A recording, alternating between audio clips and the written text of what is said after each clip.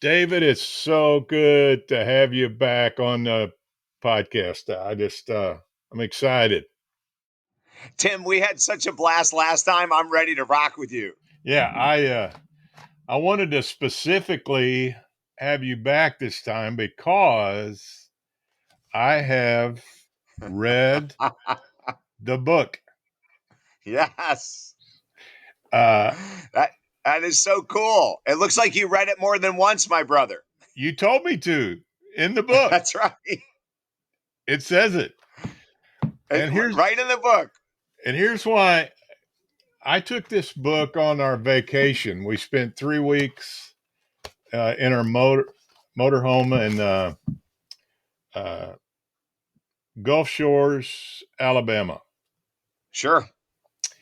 And so, sitting out beside the pool every day, I had my book and I started reading it, and I just got hooked on it. And so, I am in day 32 of my 90-day challenge, Fantastic. and I've lost 17 pounds. Holy cow.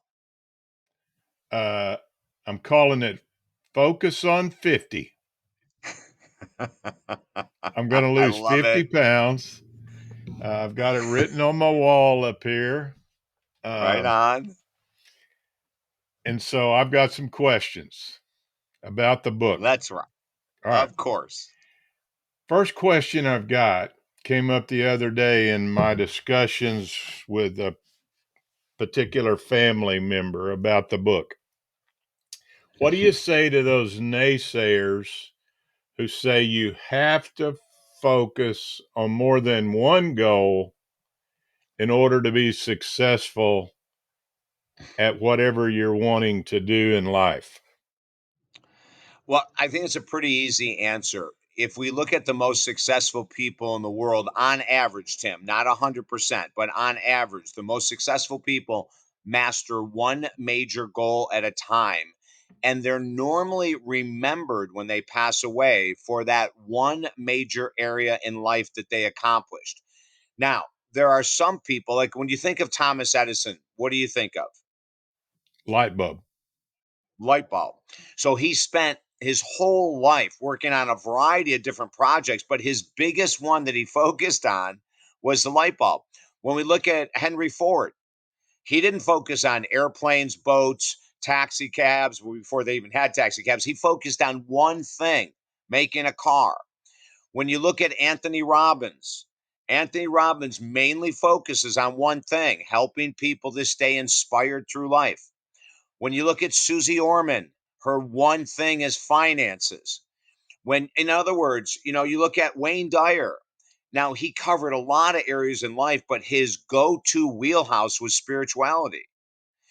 Now, he started in a different place, but he ended up being highly focused in this one area and is recognized even after his death 4 or 5 years ago as one of the most profound teachers of motivation and spirituality combined in the world. So, I mean, now there are some gifted people, and I'm blanking on the guy's name, who was with us years ago that created 1,000. He was left-handed, and I'll have to remember his name because I'm left-handed as well. I can see his book in front of me. I can't remember his name, but he was someone that really could multitask major goals in life. But most of us, Tim, can't. And there's easy proof to that.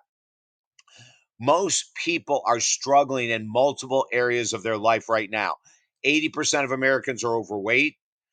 90% of Americans do not have the financial stability to withstand 8 months of zero income. 90%. So, when we look at that, these people need to be focusing either on their weight or their money or something, because when you try to accomplish more than one major goal at a time, here's what happens. Let's say that someone says, Tim, you should be multitasking. You should be going after weight loss and finances and your marriage or whatever else it is. You should be really going after more. So this is what happens, and we prove it in the book. When you have more than one goal, you're going to go after, let's say the first goal is finances, until you don't get the return that you want right away. 30 days later, you're not making the money you want. And you say, it's not about finances, it's about losing weight. So then you switch gears and you go into weight loss. Now you've already failed at your financial goal, but you're going to go into another goal right away. And so you go into weight loss and you go 30, 60, 90 days. You go, this isn't happening quick enough. I've got to focus on God. So then you go into the God work. And all of a sudden, 60 days later, you go, geez, I'm praying every day. I'm meditating. I'm reading the Bible. And all this greatness I want, it still isn't with me. It's not really about God. I need to focus on love. And Tim, I can go on and on and on. Right. At the end of the day, because listen, in the book, we say this. Up until 1996, I taught the concept of multitasking major goals. We had the quadrant theory, we had the pie theory, where we had 4 or 6 major goals we're working on at the same time. And from when I started this work in the 80s until the mid 90s, we were doing great work and people were succeeding, Tim, but I knew there was something missing. I knew that these people should be further ahead than they were. And so we pulled back and looked at the whole scope of motivation and success. And I started saying that to myself, what I just said to you, Susie Orman, finances, uh, um, uh, any other individuals that you want. Oh, Gandhi, for God's sake, right? I mean, Gandhi didn't go after anything but freedom from British rule, for heaven's sake. Nelson Mandela. Nelson Mandela went after one goal, to be president of South Africa. I mean, when we look at the major winners in the past, they've all stuck with one goal. And so in 1996, I said, I've got to change this up. I don't know what we're going to do, because all my mentors taught the quadrant theory and the pie theory for goal achievement, right? But we decided to go radical. And we said, what if we only focus on one massive goal at a time? And when we start to get movement and we start to see success, here's the fascinating thing. A lot of the smaller goals are brought up to the top as well. So when you're going after weight loss and you're achieving your goals, you're not only losing weight, you're boosting self-confidence, you're boosting self-esteem, you're enhancing your health. I mean, there's so many things that are being lifted, Tim, just by you going after weight loss, which is why we say go after one, master it. There will always be another goal to go after. Trust me. Yeah. What I have found is that it's not like a scattered, a gunshot approach. Right. And once I decided, and I started May 15th, and I have just focused on my weight loss. Now, I have been up and down forever, with weight loss, but I have really found the concept you talk about in the book works, no doubt. And, Yeah. and, and so other parts of the book, the idea of people taking action, Yeah. I see this all the time. People gripe, moan, and complain about things in their life, but they don't take action. That's right. Why is that? Well, human nature is really the reason behind all that. And in 1996, we defined human nature as our desire to get the most out of life with minimal effort. And that runs through all of us, Tim. Every person has to overcome human nature to become successful in life. But truly, I mean, when we look at green tea pills to burn fat, why are they so popular? Because you don't have to do a damn thing but sit there. Suzanne Summers with the Leg Master or the Thigh Master. Why is that so popular? Even today in 2021, it's never worked, Tim.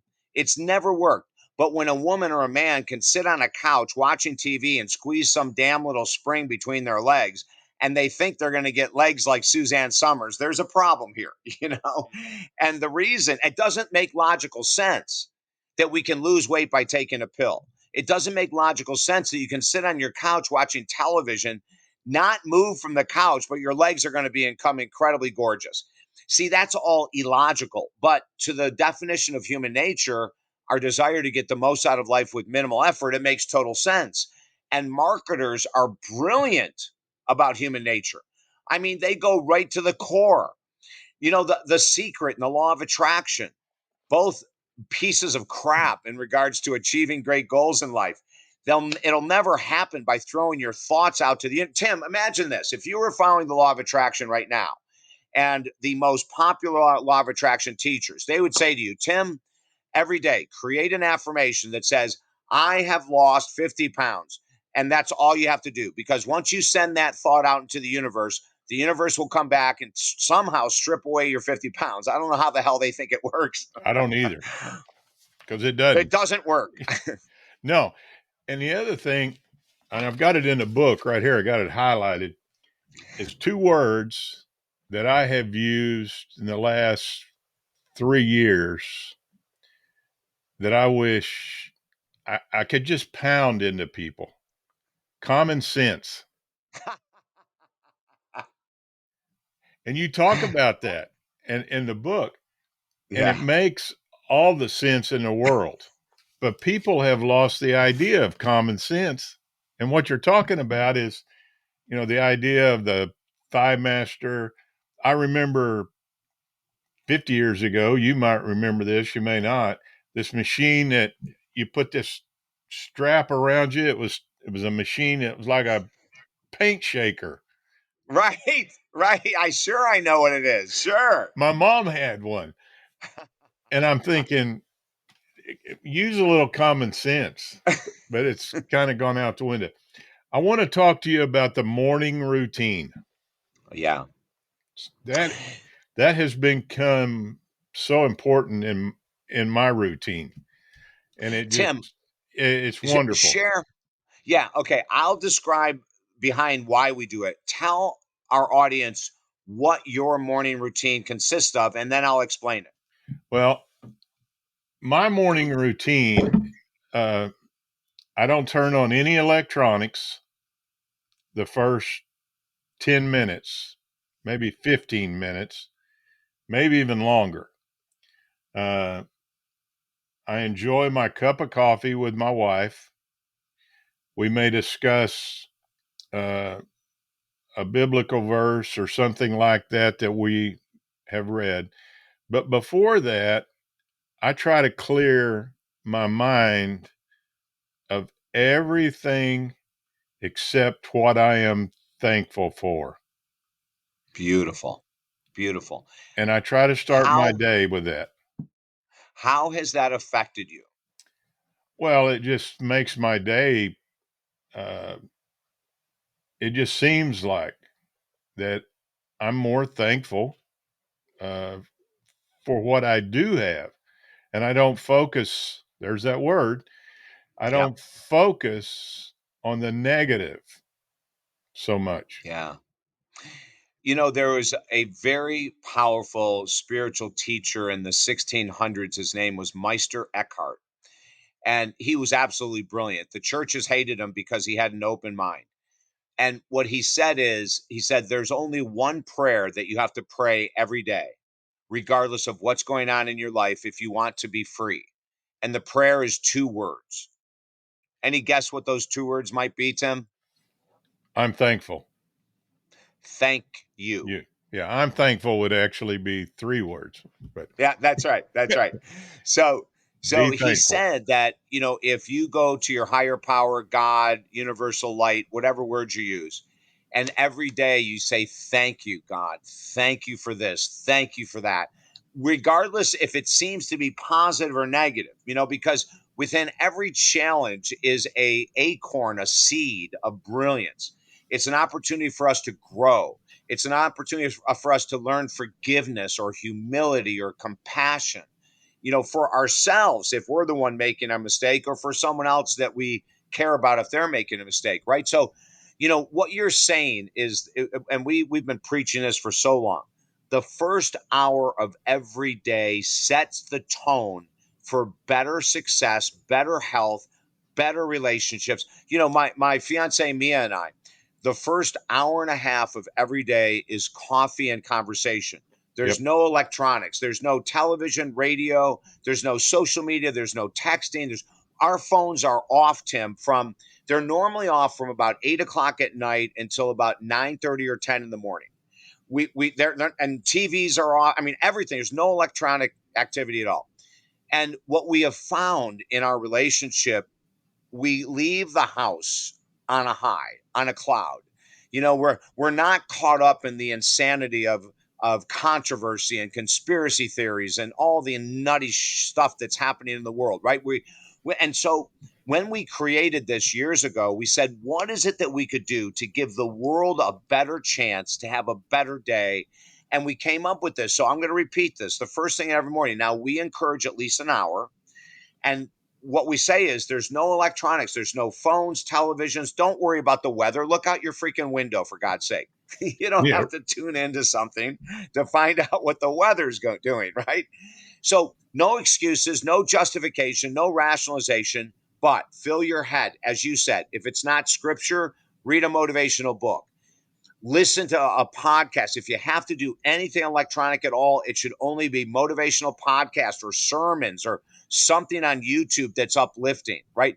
We also encouraged him to journal during that time, your gratitude, journal the joy, like everyone. And I know that this is a terrible time for many people. 3 months ago, I lost my mom. My mom was my best friend by far. Now, she wasn't from 0 to 18 because I was an absolute dick. But after 18, my mom and I created this great relationship. And I got to tell you something. I am my mom. I am her. My actions, my thoughts, my words. And I understand how powerful it was to lose her. And I'm not the only person that has lost individuals in the last year and a half to the craziness going on in the world, right? But I'm not going to allow that to get in the way of having a great day. I had to go through my grieving. I'm still grieving. Mia is constantly kissing tears from my eyes because there are things that'll happen that I'll think of my mom and I'll start crying, which is very healthy. Nothing unhealthy about that at all. But what we want to make sure is that first hour is clean, just like eating clean. The first when you eat clean, you feel better. When we get rid of junk food, we feel better eventually. Now, there's withdrawal of getting rid of crappy food. Of course, there's withdrawal. The brain loves sugar, salt, white flour, and fat, right? So when you're giving up a lot of foods that contain those, then we know there's going to be some kind of withdrawal. But after the withdrawal, you feel so much better. I remember my brother giving up caffeine years ago, and the first 7 days sucked for him. He had headaches, the withdrawal was terrible. And then after that, he goes, I've never felt better in my life. It's so we have to go through some dirt to get to the clean area of life. But if people with us today, Tim, would start to embody the 1 hour of gratitude, prayer, meditation, journaling, listening to uplifting stuff, reading uplifting stuff, the world, and I'm not exaggerating, the world would freaking change. But so many of us are addicted to social media, addicted to the news, addicted to the Weather Channel, for God's sake. We're so out of touch with our emotions. The first hour of the day gets us in touch with really healthy emotions. Yep. If we just go and I'll have to be honest with you, before my fiance and I lived together, I would get up in the morning because I can have tendencies to be a workaholic. And I would get up in the morning and immediately, okay, what text do I have to answer? What emails do I have to answer? But we together decided to obliterate it. And she used to do the same thing on her own. But now together we said, hey, you know what? We have one life.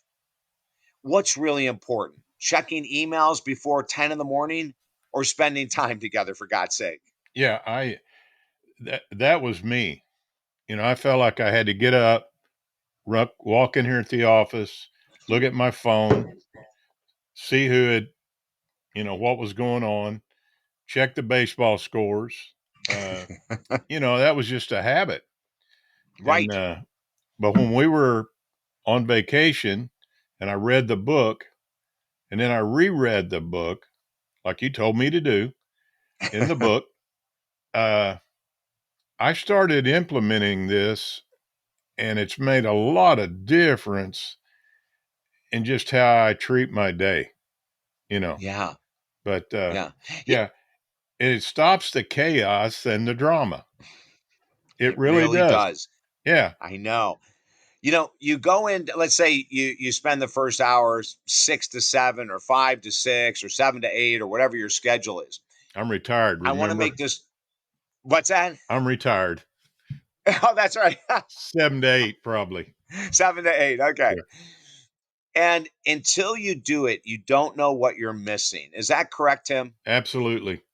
Yeah, it's a peace of mind that Right. that I knew was there, but I had gotten away from it, and Yeah, it's that's right. yeah. As I go through the book a little bit, the other part that really resonated with me was this idea of no excuses. And you talk about in the book that it's a kind of an 80-20 rule. 20% may be genetic, Hmm. 80% is the choices that we make. That's right. Now, I've got to tell you, I have tried for so long to blame my mom for my weight. It's all Sure. genetic. And then it dawns on me, she's not the one pulling into the donut shop getting the donuts. So that's really important for me to understand that quit blaming, quit Right. quit putting the blame on the genetic part of it, make better choices, focus on the weight loss, and quit trying to you know just blame everything in my life because that's why I'm gaining weight. I've even gone so far as What? to say I blame my wife because she's a good cook. That's So right. That's you right. know so Well, address that a little people, bit. yeah, Tim, people love to project blame so they don't have to take responsibility for their own life. So individuals will say, well, my first husband cheated on me, and because of that, I don't trust men. And then I'll say, well, how long ago was it that your husband cheated on you? 30 years ago.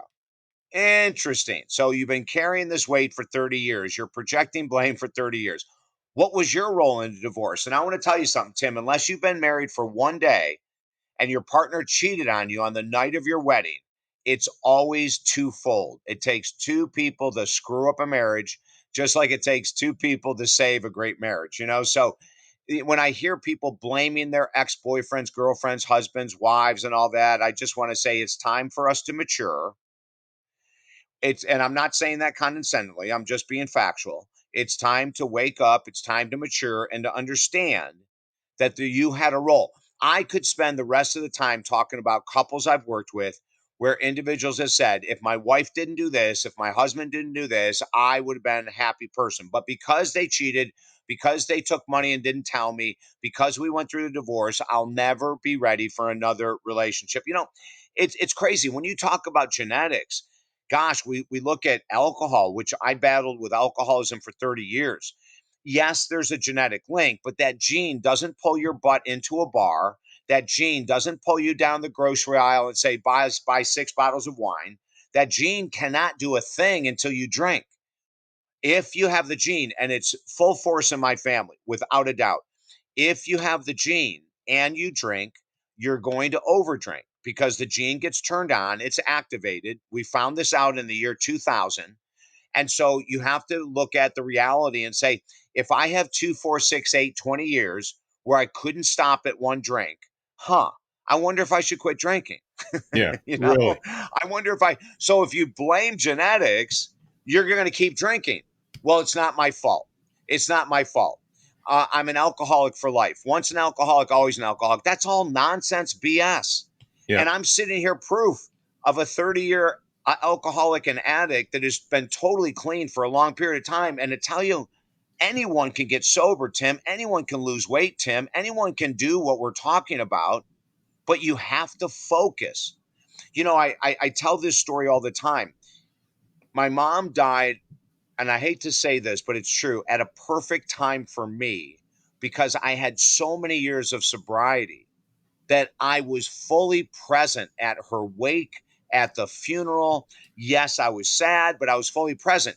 If it would have been 25, 30 years ago before I got clean and my mom died, I would have been drunk the whole time and justifying it. hmm It's my mom who died. I have to drink. But my brother, who's been sober now for a few years, and he went through the funeral with me, and my mom died of a dementia, and the last year and a half was hell on earth. But not one time, Tim, did my brother or I ever consider drinking. So for people watching us right now or listening who are struggling with food or nicotine or pot or alcohol or drugs or sex or spending or addiction to social media or addiction to video games or addiction to politics or addiction to conspiracy theories, anything can be healed. Anything can be broken. But as Tim said with the book, my favorite book that I've ever read in my life, because it's mine, Focus. But, I'll tell you something. That book is probably the book I'm most proud of the 11 we wrote, Tim, because bookauthority.org, which is a very powerful book review organization, listed the book that you're talking about, Focus, as one of the top 100 goal setting books ever written in the history of time. And they put us right next to Dale Carnegie. So for anyone who's a doubter, a naysayer, like we could never have gotten that award if the book wasn't extremely different and very valid, because there's no other books out there that focus on the one thing, the one goal as strongly as we do, Tim. Yeah, absolutely. And I believe in it 100%. I will share it with as many people as I can just because I believe in it. Now, Yeah. you talk about uh, the idea of integrity. Mm. You talk about the idea of having an accountability partner. And so the integrity part, I get. Uh, you I can't verbalize that I'm going to try to lose 50 pounds and then behind the scenes, I'm doing something completely different. Uh, that's integrity. You know, That's right. you're walking the walk, doing what you say you're going to do. Yep. But the accountability, that's where I'm not really, I don't know if I have an accountability partner other than my wife. And you say maybe that's not the best accountability partner. So Correct. why is that important? Well, Tim, when we use a family member or a friend to be our accountability partner and to hold our feet to the fire, there's normally one of two things that happens. Either we push a little hard and they back up, which means they're now enabling us to go back and eat donuts or whatever chips and crackers and cheese that sabotaged our weight loss in the beginning.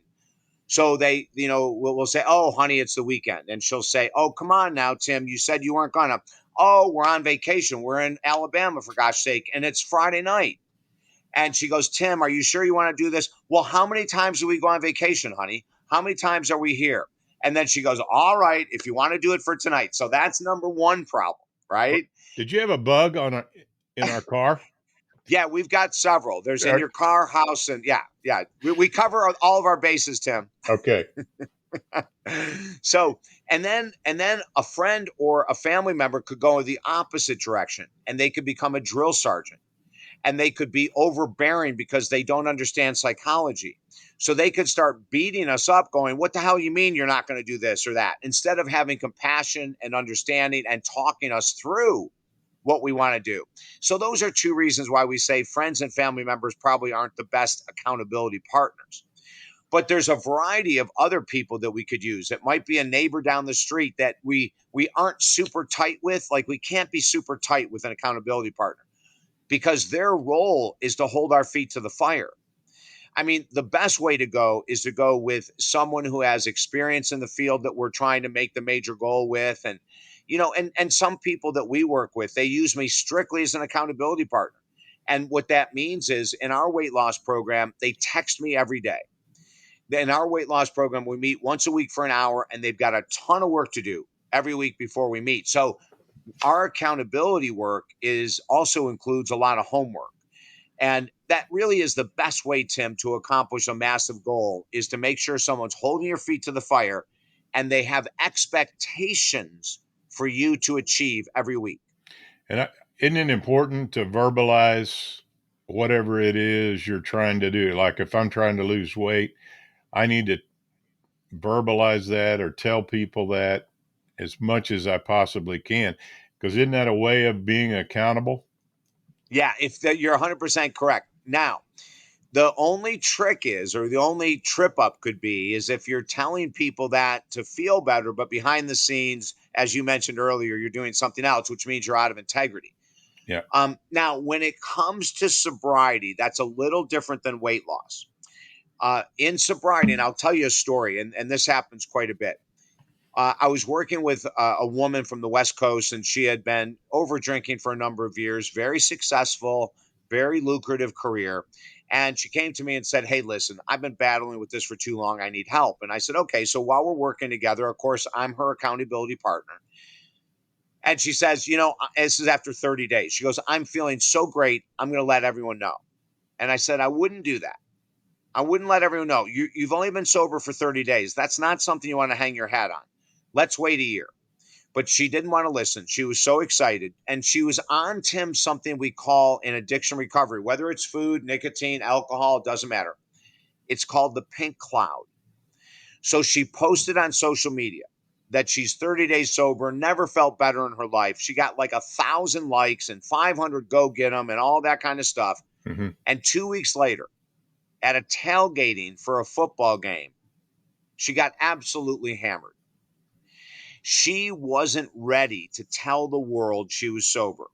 And now it's a little different with food, but we have to be careful that we're not going to sabotage our success, because what happened was the pressure she felt from all the people rooting her on actually helped push her back out to drinking. She was afraid she couldn't withstand and live up to what she had posted.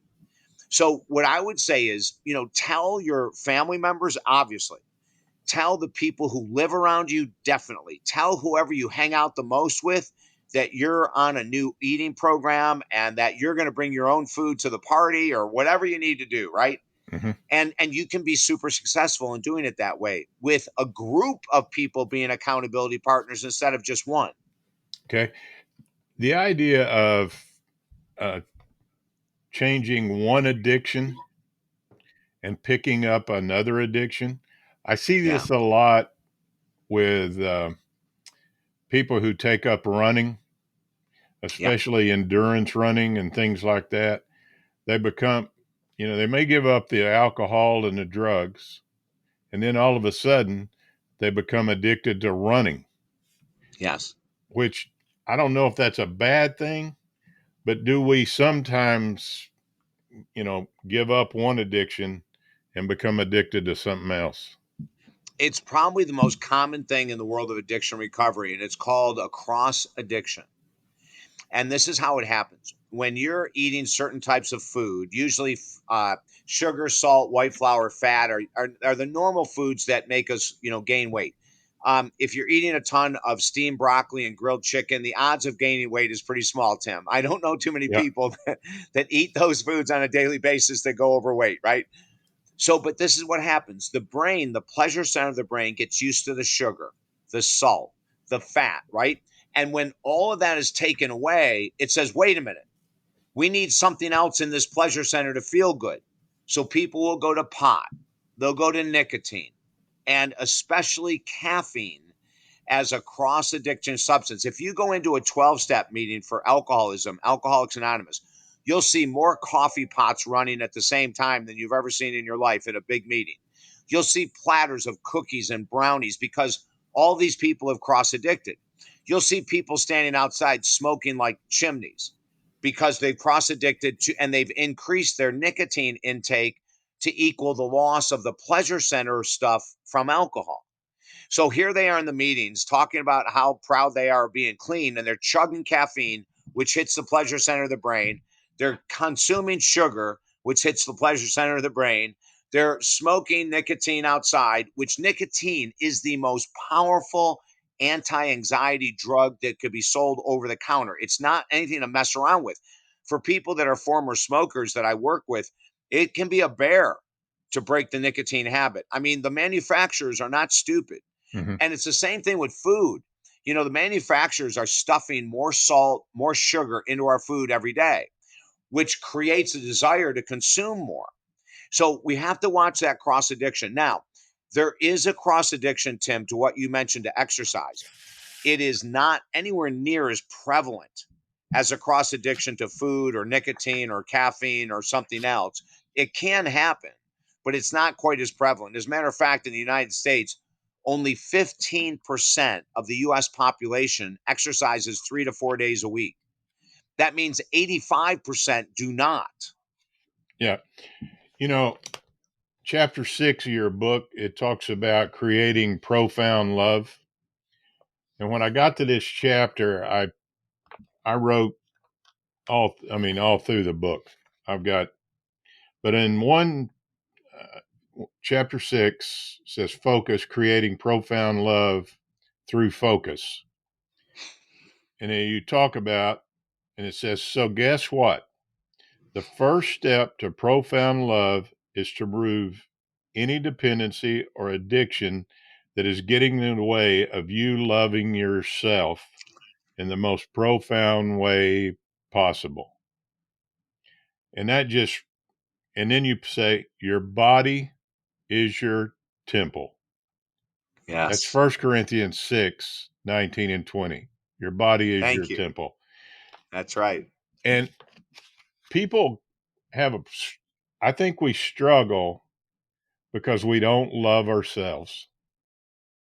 Correct, Tim. And on top of that, people don't even know what self love looks like. We rarely have models in childhood of someone who really loves themselves. We rarely have models in high school, college, and in the workforce of people who love themselves. Now, I'm going to tell you how to judge your own self-love, but I'm going to start with this. Self-love has nothing to do with your thoughts. Let that sink in. You can say you love yourself all the time. I could give a crap. It has nothing to do with self-love. The only way you can judge if you love yourself is by the actions you take, the food you eat, the liquids you drink, the people you hang around with, what you watch, what you listen to, what you read, and are you of service to your community? That's the only way to know if you love yourself. Now, if you love yourself, and I go through that list again, you eat clean food, you drink clean liquids, which means no sugary stuff, no alcohol. And when I say no alcohol, I just happen to believe that alcohol doesn't bring us as many benefits as people think. You know, what you watch, if you're watching the arguing on politics and the conspiracy theories on the pandemic, you are not loving yourself. And I'll tell you something, Tim. June 1st of last year, we eradicated with my team that works with me and my partner all news last June 1st. We cut back on social media 90% since last June 1st, almost a year now, or past a year now. We still have not missed a damn thing, Tim. There's nothing I've missed that's happened in this world. If there was something big in the last year, I would have heard about it. And there's been nothing big happen other than arguing. That's the biggest thing that I can say that, and I haven't missed it at all, Tim. I will be honest with you. But self love is who you hang around with. If you hang around with people that want to argue about politics, you are not loving yourself. If you hang around with people who are alcoholics, you're not loving yourself. If you hang around with people who cheat on their partners, you're not loving yourself. And I'm being really strong right now. Self love is bantered around like everyone has it, and hardly anyone has it, Tim. And you have to take care of yourself because you may be the only one that'll take care of yourself. I believe Well, that. yeah. And, and if for everyone who's single today, if you want to get into a great relationship, be alone, be single, and learn how to love the hell out of yourself. Because then you will not attract someone who's manipulative or who's jaded or whatever it might be. If you're filled with self love, you'll be able to sniff the people out ahead of time. You'll know if they're telling the truth or not, and they won't be able to hang with you if you're filled with self love. If you're dating someone right now that struggles with alcohol or nicotine or food or drugs or anything, you can say to them, hey, if you're truly in love, you can say, what can we do together to help you? Even though it's the addict alcoholic responsibility, a partner can be a real aid in helping someone. And if you love yourself and if you love your partner, you may say, I'm going to give you my effort and time as long, now this is crucial, as long as you do the work, I will support you. But if you do not do the work, I love myself way too much to stay in the chaos and drama that you're creating. That's self love. That's not being mean. That's not being nasty. I'll help you if you help yourself. But if you choose not to help yourself, I need to move on to take care of me. Yeah. And for so long, I think we have been given the idea that if we think that way, it's selfish, you know, Yeah. that we're thinking too much of ourselves and not other people. And And yeah, go ahead. no, you finish your thought, Tim. Well, I was just going to say, working for Weight Watchers for so long, I saw this. People, and I said, you've almost got to be selfish, and you got to get the idea out of your mind that you can't take care of yourself. You have to take care of everybody else first. And women are really kind of guilty of that. And I Yeah. think it's because of the mom syndrome and motherly, you know, they have to just take care of everybody. And I think they have to take care, but we have to have that mindset. We do, and it's not selfish at all. It's called self-preservation, self-respect, self-love. It's not being selfish. It's saying, "Hey, I can only be the best for you if I'm the best for myself. I can't be the best for you if I'm not taking care of myself." That's not selfish. That's reality. And for me to have the energy and the motivation and everything needed to help you in your life, I need to do that for me first. It's an old statement, but it's really true. In the airlines, they say when the masks come down, put it on you first and then help your child or partner. Now, if you consider that to be self centered, you're way off base because what they're saying is if you can't breathe oxygen, there's no way in the world you're going to be able to put it on your child or your partner or someone else, right? Yep. You can't think clearly if you don't have oxygen on. So put it on you first. It's the same thing with self love. Hey, if your partner doesn't want to exercise or quit drinking or whatever it is, you need to take care of yourself. Don't wait for them. Yep. Take care of yourself first. And then if they want to catch up with you, great. We've worked with a lot of couples that one grew immensely and the other one was jealous, insecure, and they stayed stuck in their old behaviors. And those type of relationships are incredibly unhealthy. And it's what most of relationships are today. Unfortunately, they're not very healthy. Yeah. Talk about the idea of codependency. I know we only have about 5 minutes left, and I want to let you in with talking about some other stuff, but talk about the codependency. This is by far, codependency is the largest addiction in the world. We made that statement in 2002. In 2021, I still believe it. Codependency has 2,000 arms, Tim. And so, I mean, it's all over the place. There's the enabler, the person that drives their partner to the bar to drink so that they won't get a DUI. That's not being a loving partner. That's being an enabler. There's the martyr. The martyr says, "Oh, I do everything for you. I do all this for you. I always put you first. And how come you're not doing this for me?" That's the martyr. It's a form of codependency. Um, the inability to make decisions on your own is a form of codependency. There are now, as a couple, big decisions have to be made together, but you have to be able to make decisions on your own without checking with someone every time. Now, that's a sign of low self confidence, but it's also a sign of codependency. Then we have the bamboo tree. The bamboo tree is in the wind like this. So and I'll just make up an example. When they're with Republicans, they talk about how much they love the Republicans. When they're with the Democrats, they talk about how much they love the Democrats. In other words, they have no backbone. All they do is they flow with who they're with, which is a terrible way to live. And it's a codependent way to live because they're afraid to rock the boat. They're afraid to upset people. But when we look at some of the most powerful people in the world who are independent, let me go back to Gandhi. Let me go back to Nelson Mandela. Let me go to Martin Luther King. All these people, they didn't care that others didn't agree with them. They were so centered in their power, their strength, and their goals. They were called independent people. And in the world of independent people, you can move mountains. But if you're worried about what your partner's going to say, what your neighbor's going to say, what your family's going to say, you are codependent as can be. So we say this: Follow your heart. Use logic and emotion together to make decisions in life. Don't get stuck up worrying that people are going to love you or not love you. Do what's right for you, and you will be an independent person leading a very powerful life, Tim.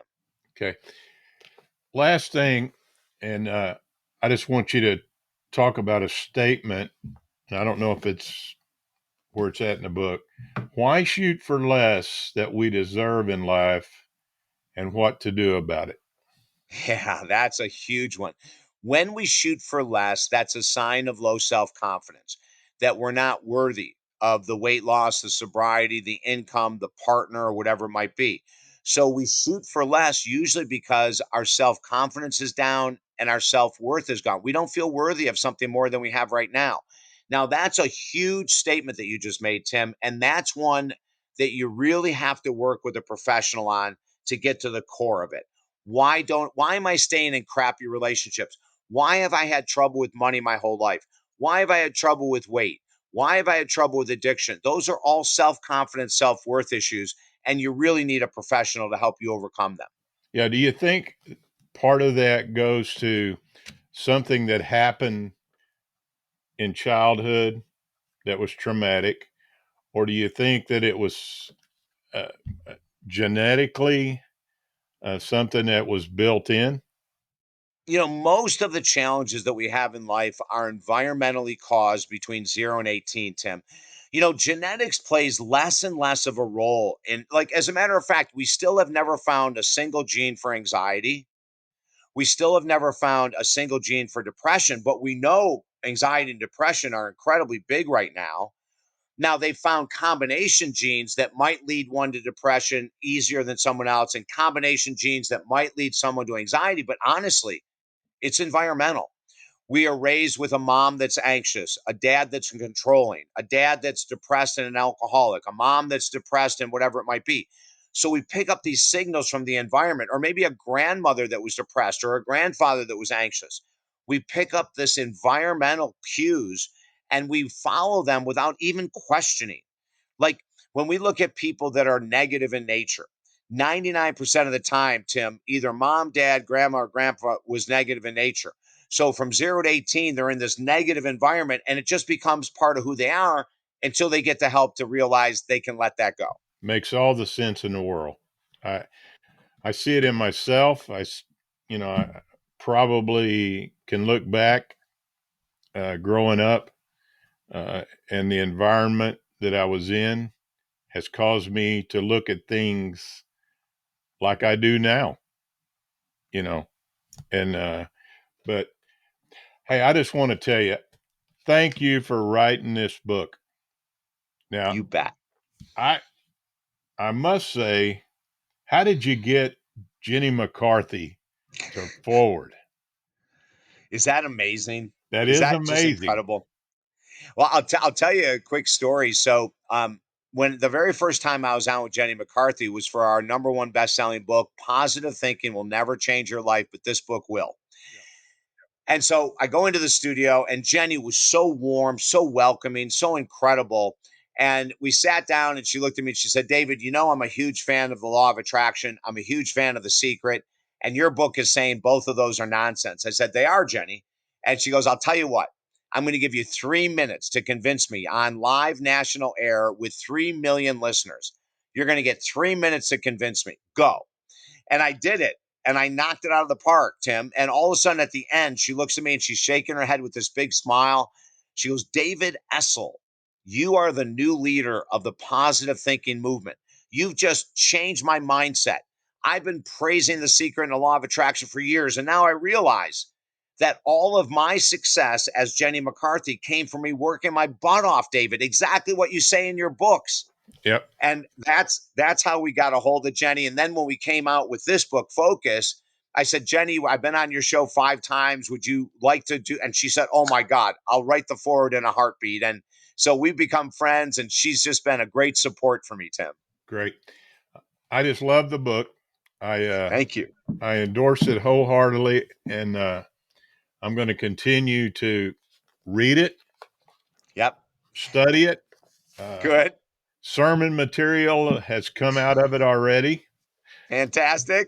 So, and I want to have you back on and down the road. I'm not going to keep bugging you and keep stalking you, but I just wanted to have you back on, talk about the book because it's made a difference in my life. It really Tim, has. I am so appreciative of you, first of all, reading the book, promoting it, bringing me back on. And listen, you're never stalking us, you're never bugging us. I love being on your show. Whenever you're ready, just reach out to TJ and we will say yes. Thank you very much. You have a great day, my friend. Tim, you too. Bye now.